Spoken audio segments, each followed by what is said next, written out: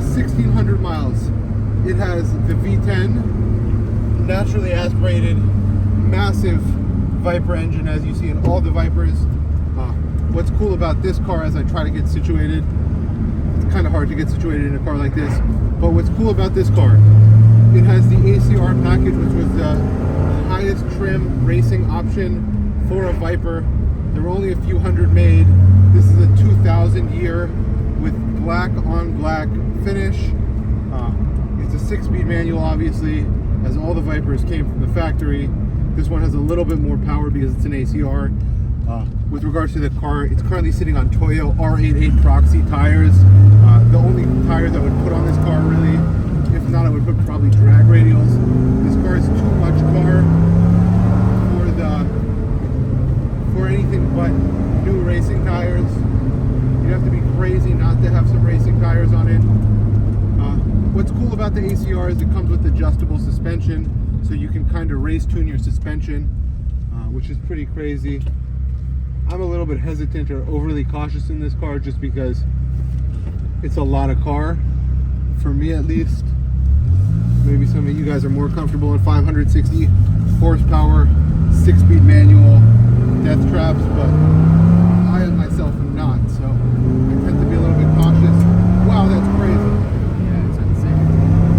Holy shit. It's so powerful. This thing just goes. Okay, we're gonna limit our driving to somewhat within the speed limits. However, we were at double just now, so. Absolute beast. What's cool about this is it's 100% analog. What analog means is there are no electronics, there is no protection here. This is you in the road.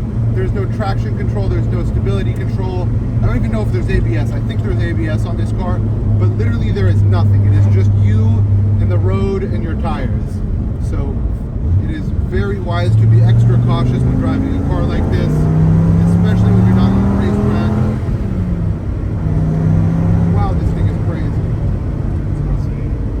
Pretty wild, no? Oh, yeah. Yeah, pretty crazy. Nothing to play with. No, it is not a toy. Well, it is a toy. It's a very fun toy. Goodness gracious. That's insane. So this is how a Dodge Viper should drive. So this is probably the nicest one you will ever find. It's an ACR with 1,600 miles. Like, it's just mind-boggling. Someone bought this race car and drove it home the same amount of miles that I have on my 2024 C8 Corvette that I got 3 months ago. In 25 years. Which is ridiculous, right? Driving this car kind of puts the fear of God in you. You're like, oh my God, I'm gonna die any second, but it's okay, I guess. For you guys, I'll do it. Wow, that is ridiculous. These came with 5-point harnesses from the factory, so we're not wearing our 5-point harnesses, but these are equipped with 5-point harnesses from the factory because this is an actual freaking race car.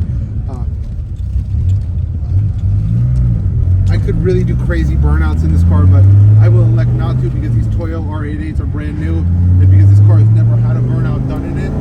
So I won't be the first one to christen it, but pretty crazy.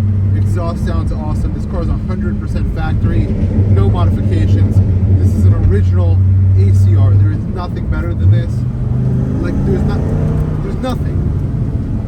Like, you can't find a cooler car. It doesn't exist.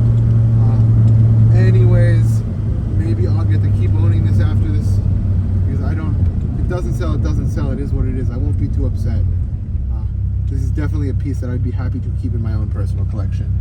100%. With regards to the interior, all your gauges work, your dash works, your RPM gauge works, your mileage gauge works, your heat and cool work, but I want this off anyways because this driving experience. So something cool to know about the topic of AC, the 21A package or 21B package, I don't remember off the top of my head, is the ACR option. It's the racing package option. In that racing package option, they deleted the AC and they deleted the radio. In order to get back the AC and the radio, you had to opt for the customer convenience package as well.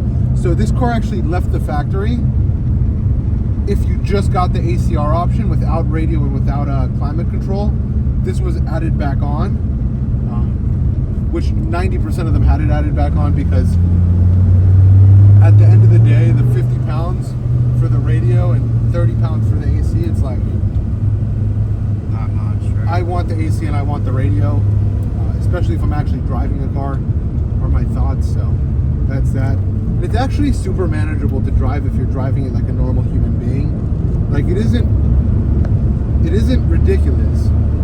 We had last year a GTS Viper 2002 with a supercharger and fully built engine, and that was making 1,000+ horsepower. That was not drivable. When I say not drivable, it had a cam that was so aggressive that it like shot you forward 10 feet every time the engine turned over. It was pretty ridiculous. Every time the cam turned over, I guess. But this is super drivable, runs great, drives great, feels good, tons of power, super smooth. Tires feel great, feels super sticky, brakes feel great, they brake hard. Really a special car. I'm so glad we had the opportunity to own this and offer it here, and perhaps an opportunity to get one of you guys into something crazy like this. Wow, that is ridiculous. It's pretty crazy. Yeah, absolutely. I'll go this way. One more pull, we'll do one more pull. That's what I said before I crashed, right? Somebody's gonna be very happy. They got some speed. Okay, that will be the end of my driving video. Cool thing about these GTSs is that they don't have that side pipe exhaust. I prefer the rear exit exhaust. The side pipe exhaust, although very cool and very 90s and 80s and 70s, it's not super practical. You end up with getting paint bubbling. So the rear exit exhaust is much more practical. Much cleaner on your paint. Yes, so rear exit exhaust on this. I have another 93 that we're getting in next week with 4,000 miles, just an RT10 that has side pipe exhausts, and they had to be repaired. Super common that they have to be repaired. This is a rear exit exhaust, so that's cool. And I'm sure you guys know everything there's to know about these Vipers already.